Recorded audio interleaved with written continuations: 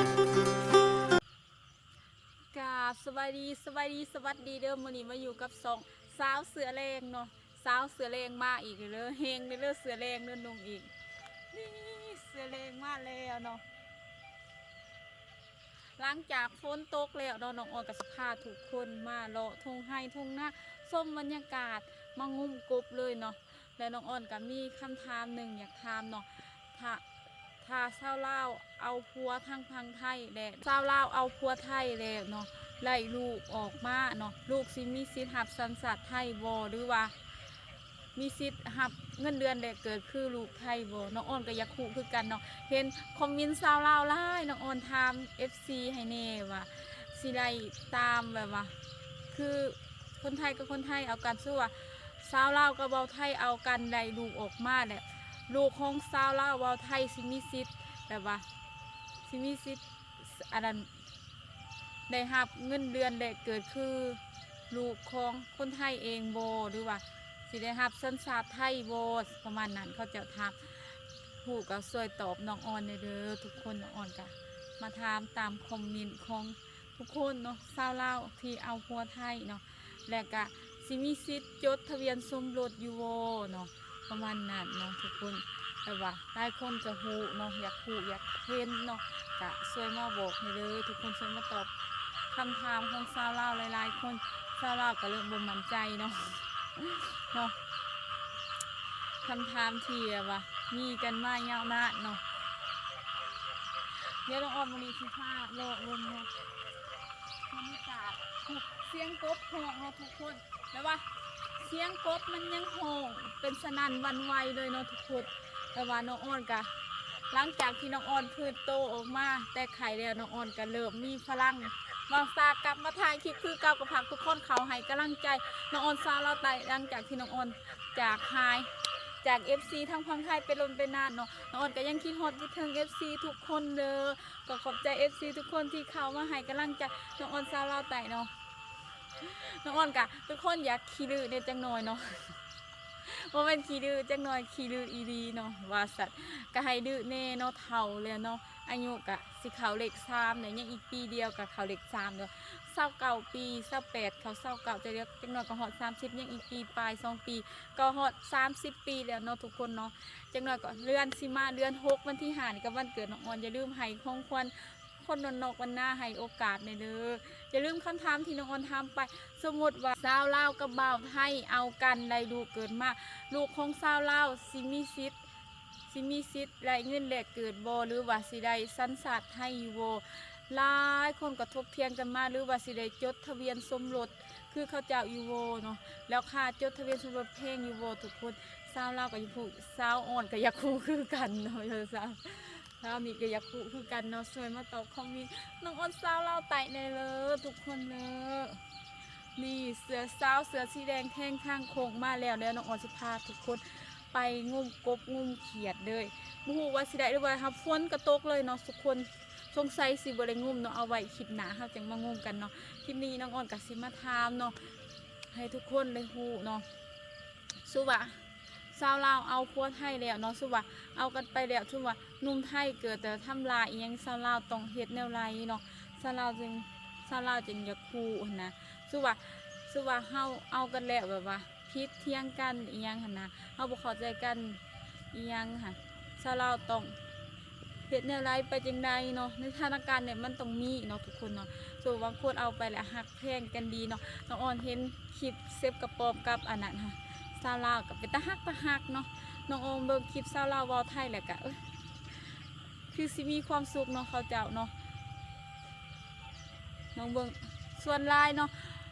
เขาจะเอาผัวไทยส่วนลายเมนส่วนลายอนาคตดีเนาะน้องออนเมนอยากว่าเมนอยากยองเนาะน้องออนเบิ่งตามแบบว่านุ่มไทยชาวลาวส่วนลายเนาะเขาจะเป็นแนวนั้นเนาะแบบว่าคนไทยส่วนลายเขาซักพอร์ตผู้หญิงเนาะน้องออนก็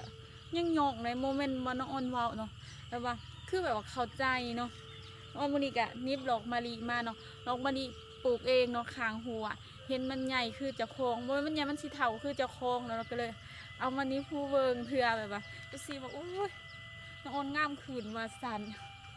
แล้วน้องออนพาทุกคนเลาะเบิงบรรยากาศเนาะ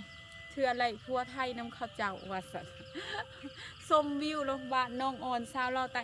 ได้ยิน FC ว่าน้องออนอ่านคอมเมนต์หนึ่งมาโมเมนต์ได้ยินเดี๋ยวทุกคนบอกผิดขอโทษขอพัน FC ได้หลายเนาะว่าน้องออนถ้าอาจไปเบิ่งวิวนำเซ่เน่นำเซ่เนาะช่วงนี้เขาเจ้าประกาศเนาะโดยเฉพาะเมืองสนาสมบูรณ์แถวเขตบ้านน้องออนบ่มีสิทธิ์ใส่นำเซ่เนาะนำเซ่นี่มันเกิดเป็นกฎเฮ็ดให้ปลาตายเนาะบ้านน้องออนนี่แปลว่าใส่บ่ไหลเลยอาบกับบ่ไหลเห็นและน้องออนกะ FC ท่านหนึ่งคอมเมนต์มาอีกน้องออนก็อ่านว่าพาน้องออนอาบน้ำอยู่ไซเนาะน้องออนกะอาบน้ำพ้นเนาะอาบน้ำพ้นอาบน้ำสางเนาะทุกคนอาบน้ำพ้นอาบน้ำสางเฮาบ่ได้อาบน้ำเซ่เฮาก็อาบน้ำพ้นอาบน้ำสางคันบ่มีน้ำอาบเฮาก็บ่อาบเนาะ มันสิเป็นไปแนวนั้นเด้อทุกคนสว่าพ้นเนาะตั้งแต่ข้าวเรือนแต่ข้าวแล้วปีใหม่มาพ้นหัวก็มาตกมือนี่เนาะเบิ่งได้ยินเสียงกบเสียงเกียนโฮ้ไว้สนานวันไวเนาะตายแล้วแนวนี้น้องออนซีเลยบ่ได้อาบน้ำเลยเนาะก็ดีคือกันน้องออนกับขี้คร้านคือกันอาบน้ำนี่เนาะ โอ้ทุกคนเบิ่งบรรยากาศระหว่างบรรยากาศก็เศร้าเล่าไตนี่ตัวไรงามกันทุกคนคอมเมนต์มาในเด้อ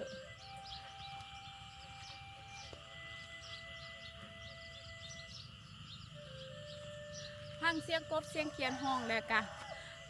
อยู่ว่านก็มีข้อสุขไปอีกแบบเนาะกับพากทุกคนเข้ามาให้กำลังใจน้องออนเศร้าเล่าไตเลยทุกคนเพราะน้องออนมีกำลังใจ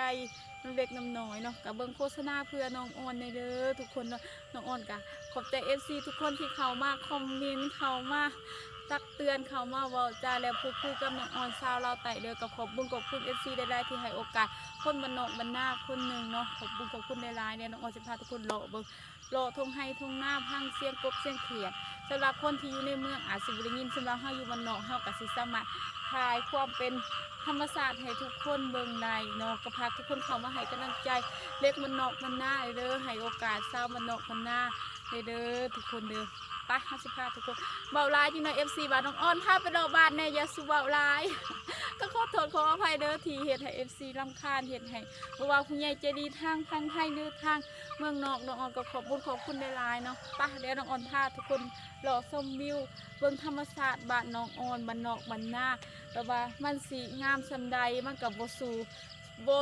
สู่ในเมืองบ่ไรลอกโซได้มิแต่คือทุกคนเห็นค่ะเนาะนอกทุกคนนี่บรรยากาศเนาะทุกคนนะบรรยากาศทุ่งไร่ทุ่งนาเนาะถ้าเป็นฝนตกนี่ฟูค่ะทุกคนเดียวเห็นหรอกฟูค่ะจังหน่อยก็เฮ็ดออกแล้วฟูหน่อยเฮ็ดมากโอ้บางอดบ้านเฮาห้องบ่ฟูน้อยเนาะทางนี้ห้องบ่ฟูฝ่ายฟูน้อยฟูฝ่ายฟูลำควนมันมีซื่อเนาะ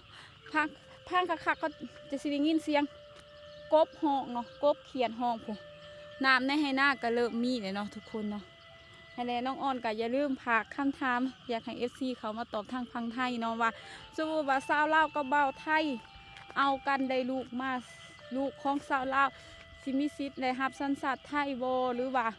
สิได้รับเงินเดือนแลกเกิดคือเขาจะบ่หรือว่าได้จดทะเบียนสมรสแต่ว่านุ่มลาวเว้าไทยสันหนาทุกคนอยากให้คนหลายคนก็มักถามมาน้องออนก็อยากถามตั้งแต่รุ่นแต่บ่มีโอกาสได้ถามเนาะบ่อยากถาม FC ทุกคนเนาะทุกคนพังเบิ่งเสียงกบเสียงเขียดอู้เบิ่งธรรมศาสตร์บ้านน้องออนเนาะธรรมศาสตร์อันทีแบบว่าเจ้าน้อยนี่ย่ำลำหน้ากับลำหน้าเลยย่ำเกี่ยวเขากับเกี่ยวเขาวานเฮาก็คือวานเฮาเนาะหลอกมะขามหันก็ไปโกบมะขามเนาะหลอกผู้ทีนี่เนาะมะขามหน่อยหอยอยู่ปลายหน้าเนาะทุกคนก็พาทุกคนเข้ามาให้กำลังใจน้องออนสาวเล่าไต่เด้อน้องออนอาจสิเบาย้ำไปบ่มากกับขอโทษขออภัยในFCทุกคนได้ลายน้องออนก็อาจสิบกเกงในการเฮ็ดคลิปหรือตีคอนเทนต์น้องออนก็ให้โอกาสคนบ้านนอกบ้านนาได้เลยทุกคนเด้ออีตนชาวบ้านนอกบ้านนาที่บ่มีเอียงเฮ็ดเนาะ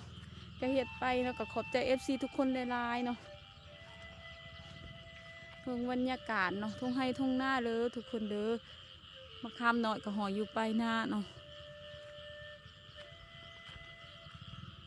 ทางเสียงกบเสียงเขียดนำกันเนาะอาจสิบ่สวยรู้แพงเอียงเนาะมันกับวันนอกก็คือวันนอกเนาะวันเฮาก็คือวันเฮาอันนี้ทุกคน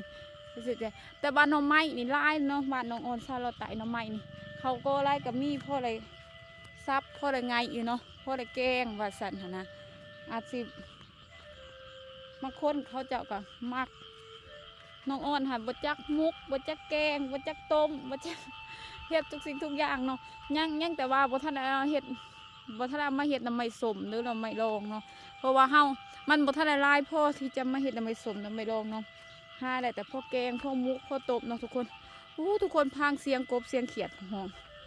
เสียงเขียดแบบว่ามันง้ออยู่แค่ตามคันนาเนาะกระไพไว้เนี่ยโหลดคุบเอาก็ไรเนาะยามกลางเวทจังซี่เนาะเสียงกบทุกคนพังน้ำจะเต็มเบิดนองพี่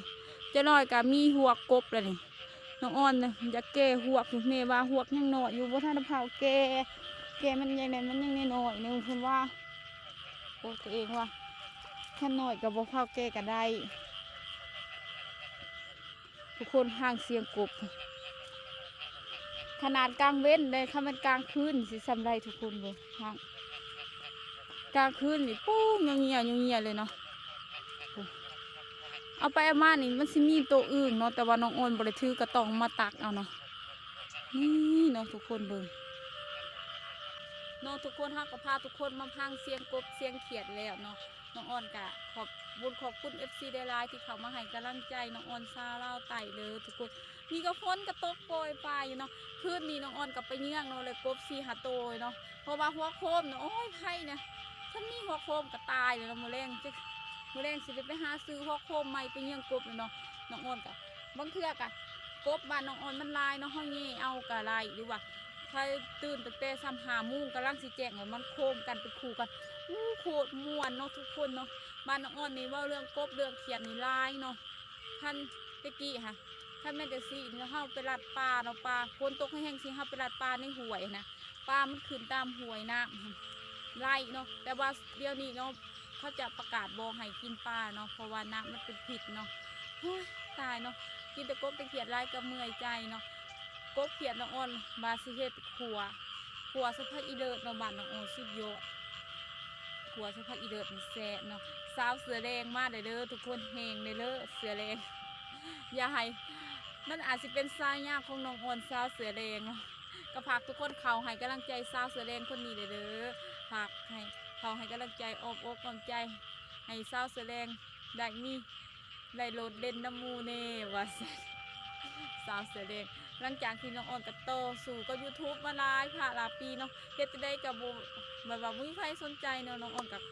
ขอบใจ FC ทุกคนเนาะยอดวิวอาจสิบ่ดีคือคนอื่นเขาน้องอ่อนกับพยายามเฮ็ดออกมาให้มันดีที่สุดก็ขอบใจ FC ได้ขอบคุณได้สำหรับคลิปนี้น้องอ่อนกับสิจบไว้เพียงเท่านี้ไว้พบกันคลิปหน้าฝากทุกคนกดติดตามส่องน้องอ่อนชาเราแต่ในเรื่องเพื่อให้กำลังใจน้องอ่อนถ่ายคลิปต่อไปเนาะอย่าลืมเบิ่งโฆษณาเพื่อน้องอ่อนในเด้อทุกคนเด้อก็ขอบคุณ FC บ่ว่า FC ทั้งพังไทยเนาะส่วนได้กับน้องออนส่วนได้เป็น FC ทั้งพังไทยเนาะที่ให้ซัพพอร์ตน้องออนตลอดมากก็ขอบคุณได้ล่ะเนาะสำหรับคลิปนี้น้องออนขอกล่าวคำว่าสบายดีไว้พบกันคลิปหน้าเลยทุกคนบ๊ายบาย